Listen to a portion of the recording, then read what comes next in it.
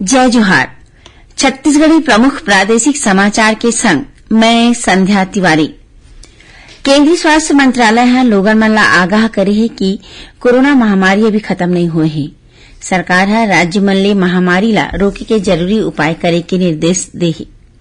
प्रदेश में कोरोना संक्रमण के दौरान भ्रष्टाचार की शिकायत मिले में 4 झीन डॉक्टर मन ला निलंबित करके उखर खिलाफ विभागीय जांच करे जात हे। ये जानकारी स्वास्थ्य मंत्री टीएस सिंहदेव आज राज्य विधानसभा में दीन। प्रदेश में पत्रकार मन के सुरक्षा ले जुड़े छत्तीसगढ़ मीडिया कर्मी सुरक्षा विधेयक काली विधानसभा में सर्वसम्मति ले पारित हो गिस।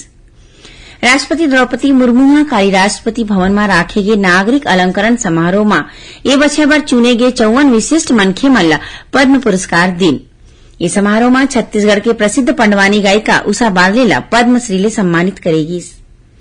नेहरू युवा केंद्र और यूनिसेफ के राज्य इकाई रहाले काली रायपुर स्थित श्री राउतपुरा सरकारी विश्वविद्यालय में जलवायु, ऊर्जा और जल संरक्षण के क्षेत्र में युवा नेतृत्व विषय ऊपर युवा गोठ के नाम ले संगोष्ठी के आयोजन करे जाही। राज्यपाल विश्वभूषण हरिचंदन कार्यक्रम में माई पहुना होही। आयकर विभाग करदाता मन की सुविधा बर एआईएस नाम ले निःशुल्क मोबाइल ऐप शुरू करे हे। ये ऐप की मदद ले करदाता मन अपन सालाना आय के विवरण के संग आने जानकारी देख सके हैं।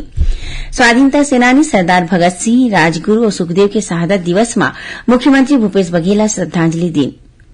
सिंधी समुदाय के तिहार चेटीचंड और भगवान झूलेलाल के जयंती में मुख्यमंत्री भूपेश बघेल प्रदेशवासी मन ला बधाई और शुभकामना दीन है।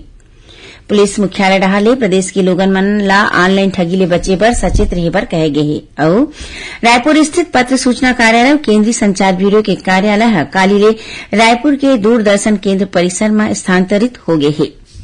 ये रही अब तक के प्रमुख प्रादेशिक समाचार। जय जोहार।